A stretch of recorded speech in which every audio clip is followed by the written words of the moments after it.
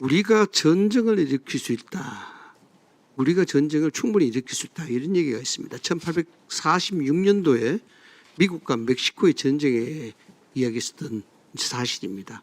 언론이 멕시코가 준비가 안 된 상황인데도 불구하고 멕시코는 준비 상태가 전쟁할 준비가 되어 있다라고 이야기하죠. 거기서 학자들은 언론과 부패한 권력의 합작이 최초로 시도된 그 사건이다 이렇게 합니다. 그것이 포크 전쟁에 유발된 언론의 부도덕함이 나타난 사건이죠. 대장동 게이트 본질은 말이죠. 이게 이재명 대통령이 성남시장 시절에 단일 사업으로 특정 민간 사업자에게 천문학적인 특혜를 몰아준 사건입니다. 최대 토건 비리 사건이죠. 이거는 뭐 이제는 삼척동자가 다 아는 사건입니다. 이게 2022년 대통령 선거 임박해가지고요 확 바뀌어버립니다. 이 본질이 윤석열 당시 후보가 주범이라는 어떤 형태로 이렇게 보도가 되는 겁니다. 이런 것들이 우리가 전쟁을 일으킬 수 있다는 언론의 오만함, 그 부패함, 그리고 그게 기생하는 권력, 야합하는 권력들이 만들어낸 국민의 기만술의 최대의 아주 화려한 기만술입니다. 그래서 이게 단순한 오보가 아니고요. 이 국가적인 건강을 흔드는 굉장히 엄청난 사건이에요. 기획, 생산, 유통, 정치적 소비까지. 이게 소위 언론 공자의 컨베이어벨트를 그대로 표준적으로 만든 사건입니다. 그래서 굉장히 중요한 겁니다. 강백신 검사님, 증인이시죠? 당시에 그 특별수사팀 팀장이셨죠? 네, 그렇습니다.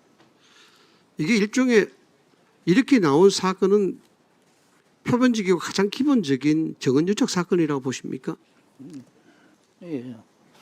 해당 사건은 그 대장동 민간업자인 김만배가 당시 그 유착관계에 있던 전 성남시장의 어떤 선거를 돕고 그를 통하여 자기의 범행을 은폐하기 위해서 예, 만들어낸 허위 사실을 사건이다. 만들어서 예. 조작, 이게 묵고, 죄요. 그 과정에서 검토탈부까지 한 범행으로 저희들은 확인을 하였습니다.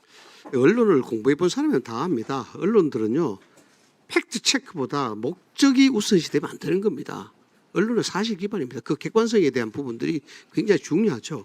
이게 김만배하고 신한림 녹취는 2021년 9월에 이루어지는 게 사실입니다. 맞죠? 저희들은 9월 15일경으로 그렇죠. 확인했던 걸로 기억. 근데 이게 이 뉴스타파인가요? 이걸 6개월 정도 묵혀놨다가 대선 불과 3일 앞두고 된 겁니다. 그것도 팩트가 아니에요. 카더라, 뭐로 정황이 된다 등등의 국어문법에 애매모호성이 있어요. 대선 3일 앞둔 상황에서 이런 모호성을 가지고 전원적 형태로 보도를 해서 대선을 흔든다. 이거 어떻게 보십니까? 이 결정적 한방 선거 막판에 표시 만드는 게 아닙니까?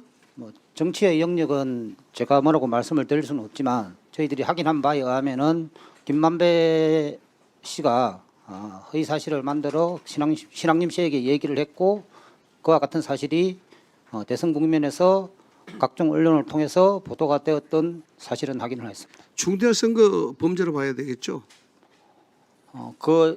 뭐 선거 범죄와 관련해서는 그 당시에 시효가 지난 사항이었기 때문에 선거 범죄의 성립 여부에 대해서는 저희들이 검토한 바가 없습니다만은 또 선거에 영향을 미치기 위해서 의도적으로 한 행위로 저희들은 판단을 하였습니다.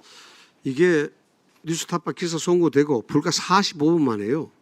이재명 대통령 당시 후보가 누구보다도 빠르게 가짜 뉴스를 이걸 인용하면서 널리 전파해 주십시오라고 SNS에 올렸어요. 이게 뭐냐 그러면은 혹시 우리 검사님 수사하면서 에코체인버 효과 들어보셨습니까? 그 내용에 대해서는 정확하게 잘 모르겠습니다. 이게 뭐냐면 스피커가 필요한 겁니다. 가짜 뉴스 하려고 그러면은. 그 정치적 소비를 유발시키기 위해서 이재명 당시 대통령 후보가 정치 소비를 진작시키기 위해서 스피커 역할을 한 거예요. 그래서 다 맞아 떨어지는 겁니다.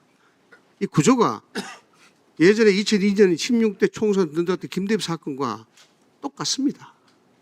그래서 이게 국기 기만 사건, 문란 사건이라고 이야기하는 겁니다. 엄청난 사건이죠.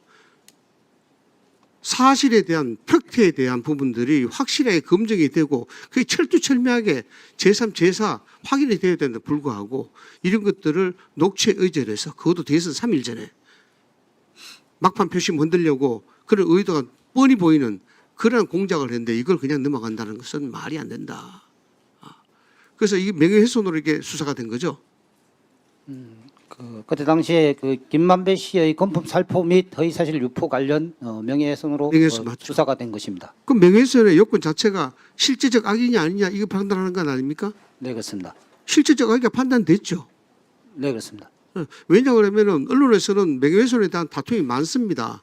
그래서 실제적 악의를 증명하기가 굉장히 힘들어요. 법리적으로도. 객관성이 있느냐, 확실성이 있느냐. 이 부분이 증명이 돼야만 실제적 악의가 증명이 되는 겁니다. 이 사건은 실제적 악의가 확실하게 증명이 됐죠. 왜? 시기성으로. 대선 3일 전에 심대한 영향을 줄 수 있는 국민적 여론에 영향을 줬기 때문에 그런 것이고 그게 실제적 악의죠. 이것이 상대방 후보를 해악을 끼칠 수 있는 그러한 어떤 성질의 가짜 뉴스이기 때문입니다. 그다음 그 내용 자체에 명확성과 사실성, 객관성이 별로 없어요. 그러니까 실제 악의가 인정이 되는 거죠. 맞죠? 저희들이 뭐 악의 부분과 관련해서는 엄격한 증거에 기해서 그 악의가 인정되는 범위에서 기소를 하고 악의가 인정되지 아니하는 범위에서는 불기소하거나 인지를 하지 않았던 걸로 기억합니다. 이게 아까도 말씀드렸습니다마는 기획에서 생산해서 유통해서 정치 소비까지 그대로 한 점 흐트러짐 없이 이어지는 전형적인 가짜뉴스 횡포입니다. 진실이라는 사람이 신발끈을 맬 때 가짜라는 사람은 지구 반바퀴를 돈다 그래요. 그래서 언론이 부패되면은요 국민들 바보 만드는 건 시간 문제입니다. 바로 이겁니다. 그런 매행점을 활용을 해서 부패한 권력이 여기에 야합을 해서 이런 장난을 치는 겁니다. 예, 추가 질문하겠습니다.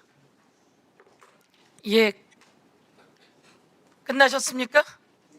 네, 강백신 증인 그때 통신조회를 수천 건 했습니까?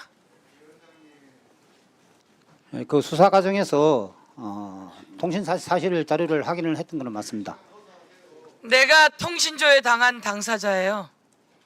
예? 그 사건으로 통신조회가 수천 건이 있었는데 나를 통신조회했더라고요. 서영교를. 여러분이 했던 그 수천 건의 통신조회, 그리고 박영수는 조우영의 변호사 맞죠? 대장동 2011년 무렵으로 생겼는데 그때 변호사를 했던 것은 맞습니다. 박영수가 조우영의 변호사 맞고 윤석열은 그걸 수사한 중수 이과장 맞죠? 그때 중수 이과장이었던 건 맞습니다. 들어가세요.